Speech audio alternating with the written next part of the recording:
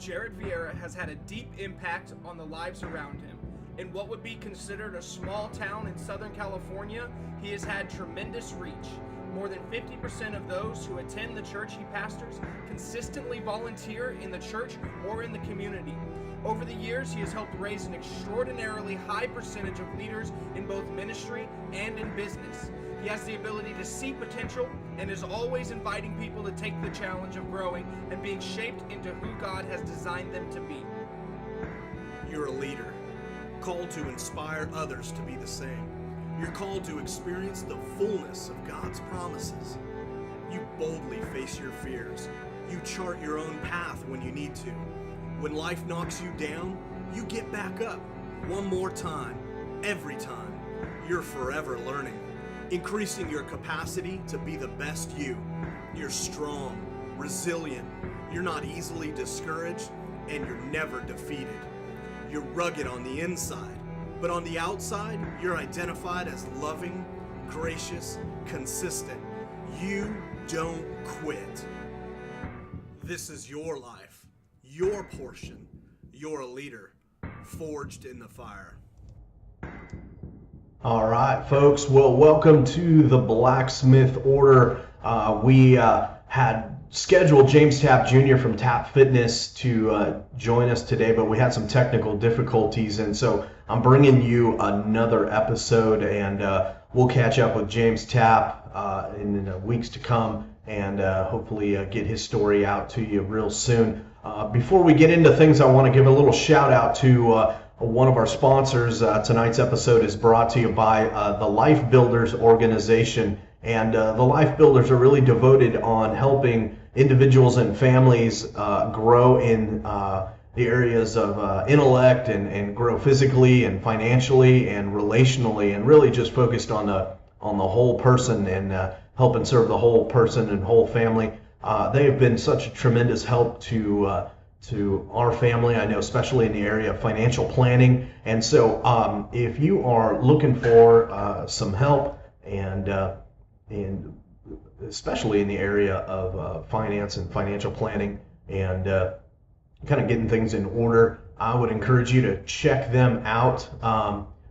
Be sure to give them the promo code Blacksmith, and there is no charge for their consultation and their services. You can reach them online at yourlifebuilders.org. Again, that's yourlifebuilders.org, or you can call them directly at 909-634-8685. Again, that's 909-634-8685. All right, well, let's jump right into our talk tonight. Again, this is the Blacksmith Order, where we are focused on becoming a better leader, helping equip leaders in whatever area of influence you're in, whether it's a family, business, in your community, whatever it is.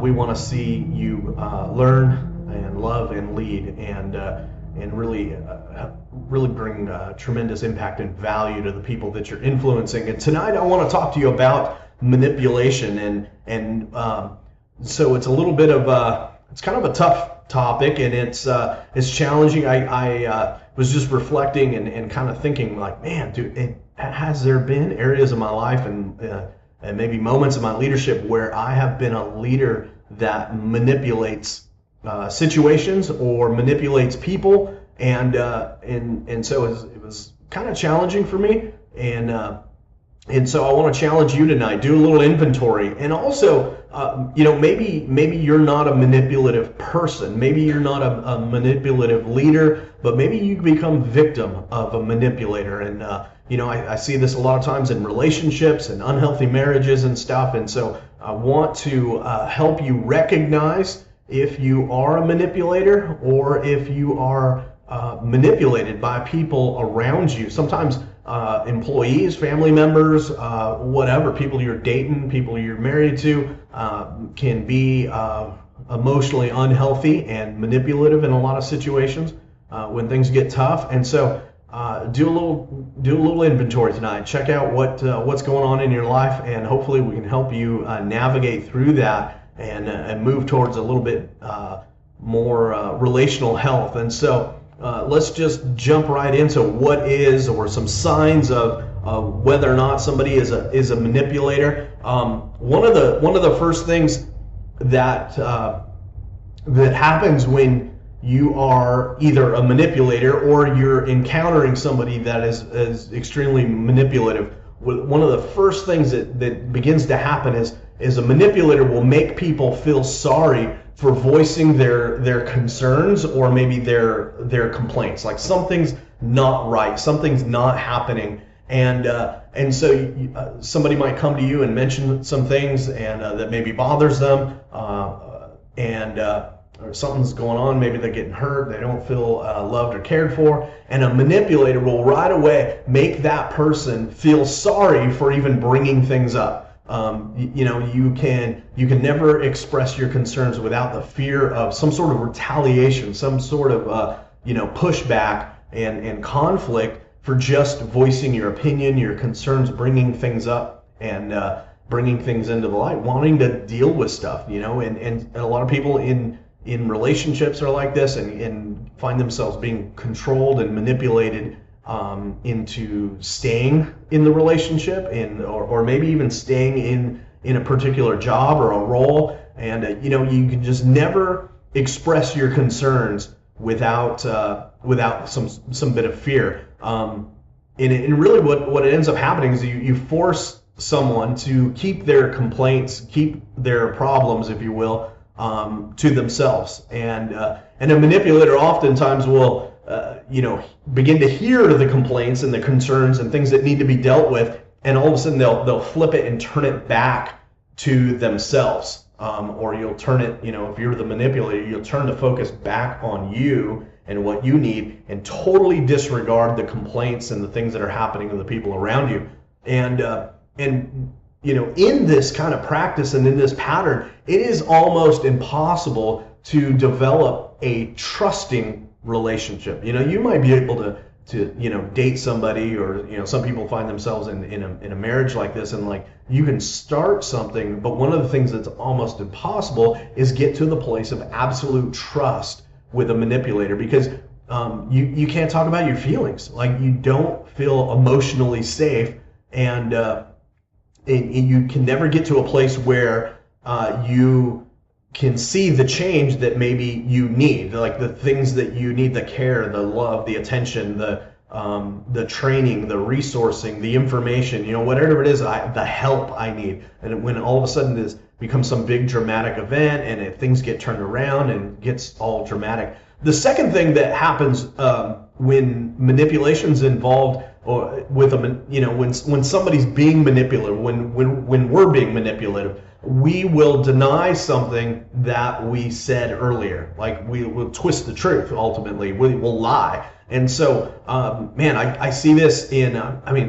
If you watch the news in the last 24 hours and stuff, it's crazy to watch. Like, these politicians, they're taking a stance on something, and taking a certain position politically, and they're not being slick about it, or kind of they're being really clear about what their position is and their opposition to a certain thing, but they deny the fact that doesn't at all line up with their position a couple of years ago, and I'm looking at these politicians, and they're like totally opposing things that the current administration wants to do, and that they're denying the fact that they took the same position just a few years ago, and to the point, like, unanimously and clearly, and like, they're highlighted. This stuff's on video, it's on record, it's all over the internet, that they take a certain position then, and they feel so passionately about it, right? And then now they've twisted the whole situation to make the person that wants to do what they wanted to do, or at least they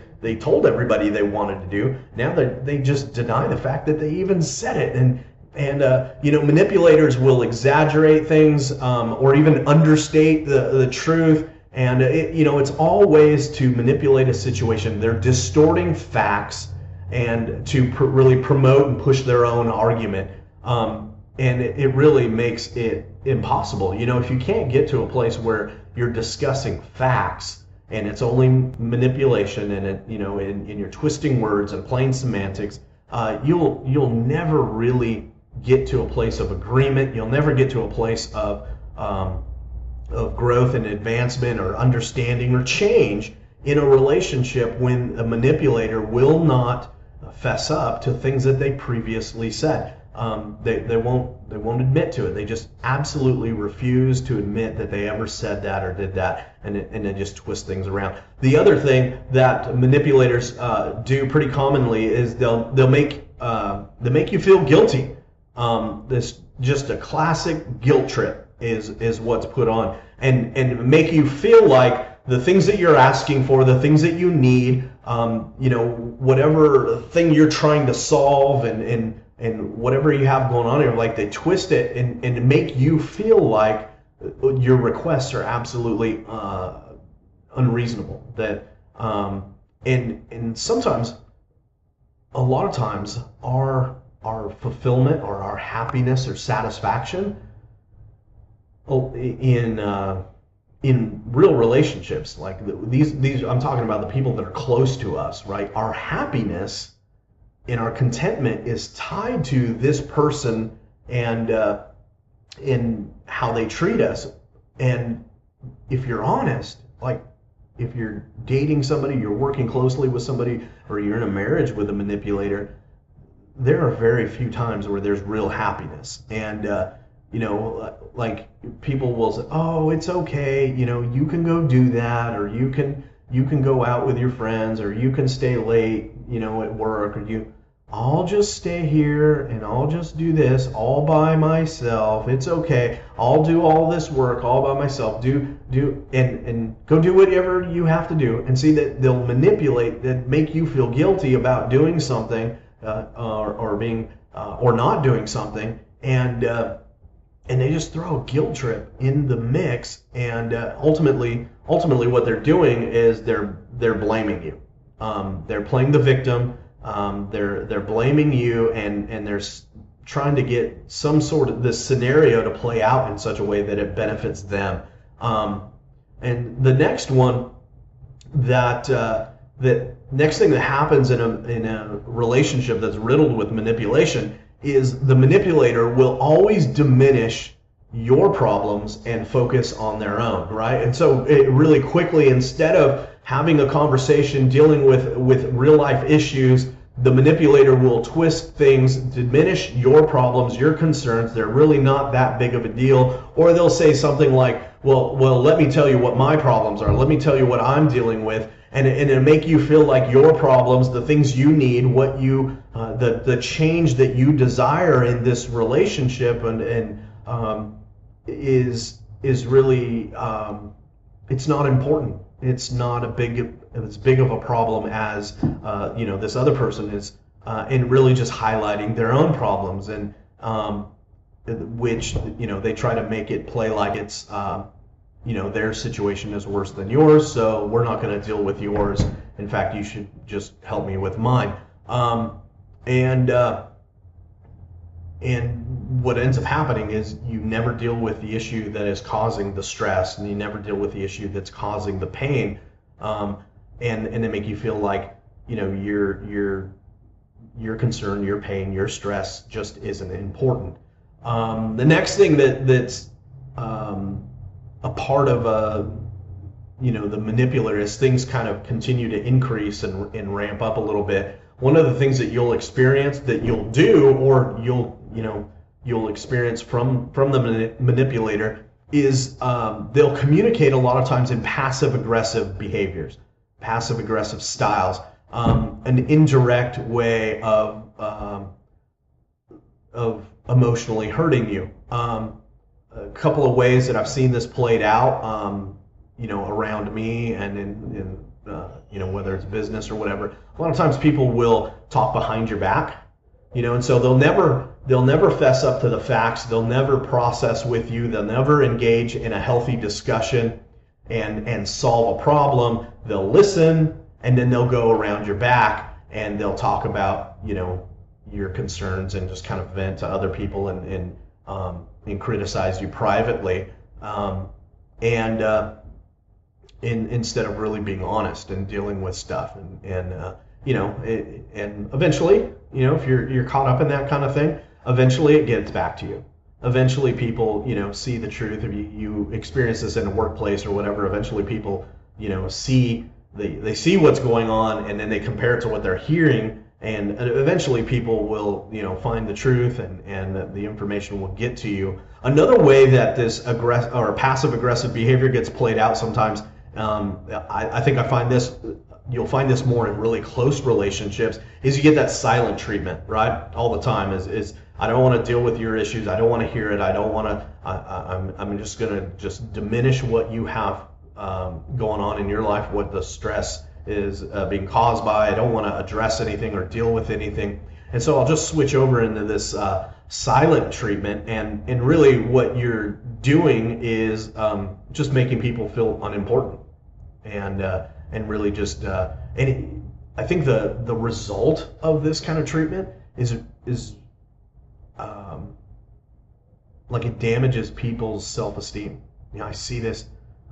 It's so sad to watch, and I see this with emotionally abused wives who are married to manipulative men and are always in some sort of conflict, and there is no change. There is nobody willing to change the way they behave or think and adjust some patterns in their lives. No empathy, no nothing. And a spouse or sometimes even kids, they'll feel like they're just not worthy, and they're just garbage, and and it's not true, but it's how they feel, and it's what they live in all the time. If the person who's manipulative isn't really passive aggressive, chances are that they're just going to be outright aggressive, and so they're going to be really clear about it. A lot of times people who are manipulative will make threats. They'll use aggressive tones, aggressive language, basically to scare the other person out of trying to solve this problem. And so if this is happening to you, can I just tell you just straight up, you're in an emotionally abusive relationship, whether that's with a boss, an employer, or maybe you're that person, where when problems arise and you just ramp up the volume and the emotion to just push that away. I don't have time for this. I don't want to deal with this. This is a stupid problem. You're stupid for feeling that way. I don't have time for this. I'm not going to deal with this. Just get out of here, kind of stuff. Like, it's emotionally unhealthy. You're damaging people's self-esteem, and it's not a healthy way to lead people and influence people. It's eventually going to come to an end, and so these manipulators will often use a loud voice, or sometimes I've been around people, they'll stand closer to you. They just kind of move in a little closer. They'll lean in, and that is intimidating to somebody, especially somebody of maybe a smaller stature. And so basically it's to force this situation away from real debate and real solutions to an end. And so body language, it can be an intimidator used to manipulate and basically kind of steer the conversation to ultimately to an end, or just to focus back on the manipulator, or sometimes even little things like you may find somebody that will elevate themselves. I'm not talking about a thought pattern. I'm talking about like they'll talk to you from a step. They'll lean over you. They'll kind of put themselves in a higher position than you, standing over you if you're seated, and using a lot of fast and large hand gestures and anything like that, moving close to you, close to your face. And it's all intended, whether it's intentional or not, it's intended to move you away, to coerce you into acting differently, or kind of basically dropping the subject and not bringing about change or solving a problem. And so a couple of things you need to know if you are a manipulator or you are the victim of a manipulator. If you're the victim, remember, you deserve to be treated with respect. If you're the manipulator, listen, the people around you deserve to be treated with respect. There's never a reason to bully somebody, to raise your voice, or certainly even strike you or threaten. Like, it's just ridiculous. When we stop, it's childish. When you get to a place where you can't communicate anymore or communicate better, there's no reason. Like, the next step is not to ramp it up and to get aggressive. Escalating to shouting, walking away, slamming doors, all these things. And really, they're all ways for a manipulator to try to postpone the problem, postpone the conversation, postpone actually dealing with things. And so remember, you deserve to be treated with respect. If you're the victim of this, maybe try to postpone the conversation. Don't accept the guilt trip, and don't accept the negative behavior. Don't get it twisted. Don't make that person make you feel like it's all your fault. One of the ways you can get to that is ask questions. Ask clarifying questions. Sometimes if in the best case scenarios, this is where you get to you might be able to get the manipulator to see your point of view, to see that maybe they're being unreasonable, maybe their position is not at all reasonable and acceptable, and so sometimes just asking questions, restating what they are saying. Okay, so what you're telling me is you want me to do this, and then sometimes by hearing it, they're able to go, oh, I'm sorry, no, okay, let's do this. I'm not being reasonable, and sometimes that can help solve your problem. If it doesn't, remember, time's on your side. 99.9% of the stuff that we find ourselves dealing with relationally and in leadership, most of the stuff, unless you're first responder or something like that, and you're a doctor, emergency room doctor or something, a lot of this stuff isn't life or death, and so time's on your side. It's really hard to make a good decision based on facts if you're under pressure. And 9 times out of 10, a manipulator is trying to make get you to make a decision one way or the other right now. And the reason for that is because it doesn't give you a chance to process. It doesn't give you a chance to really think things through. A manipulator wants you to do things their way right now, before you have a chance to realize this is a really crappy deal. This is not what I want. This is not the kind of relationship I want. This is not how I want to be treated. This is not what I need. This doesn't help. This doesn't change things. This doesn't relieve my stress.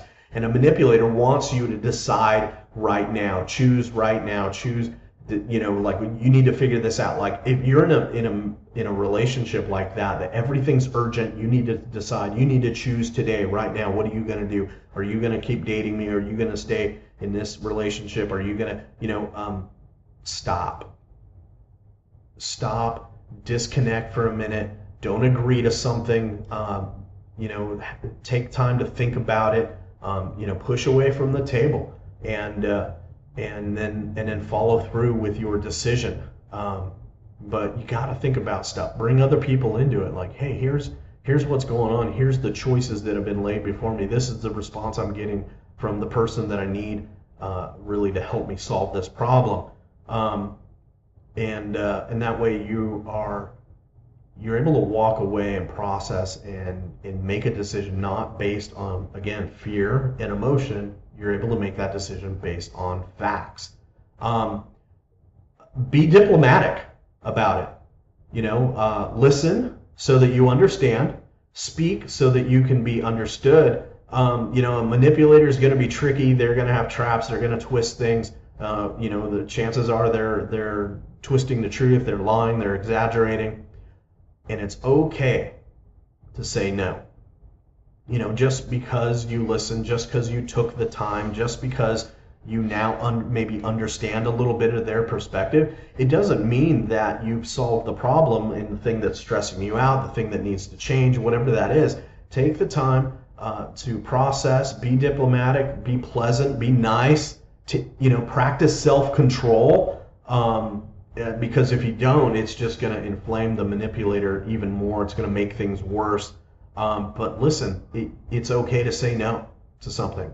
It's better to end an unhealthy relationship. It's better to end an unhealthy partnership early and have it be a mess than let this kind of abusive relationship continue.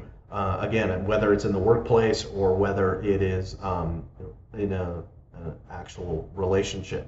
And lastly, stay safe. I have found that most of the time the manipulators, the people who get all puffed up and somewhat aggressive and want to force their position, their opinion, they want to move you away from dealing with an issue or dealing with their poor performance or their poor behavior. A lot of times they'll puff up and really it's just empty threats most of the time. Some manipulators will even threaten to harm themselves if the threat isn't to harm you. They'll kind of tiptoe around that and not make a direct threat to you, but they'll threaten their own well-being, their own health, and their own life to get you to decide a certain thing. And so make sure you're safe. If I know conversations are going to be bad, that are going to be messy, that I'm dealing with somebody who often manipulates the truth or a situation, sometimes I'll have that conversation. If they're really close, and we'll have this conversation in a car ride because they're in a public place, and so it's like it's a controlled setting. It's somewhat public, but if they're not that close and it's more of a professional relationship or whatever, where you really don't feel that safe being that close, have those tough conversations in a public place. Go to the local coffee shop, go sit somewhere where people can see you and hear you. Another one is, if you're going to have that conversation, tell people where you're going to be at and when you're going to be there, and let them know when you arrive and let them know when you leave. And just limit your exposure to unsafe situations.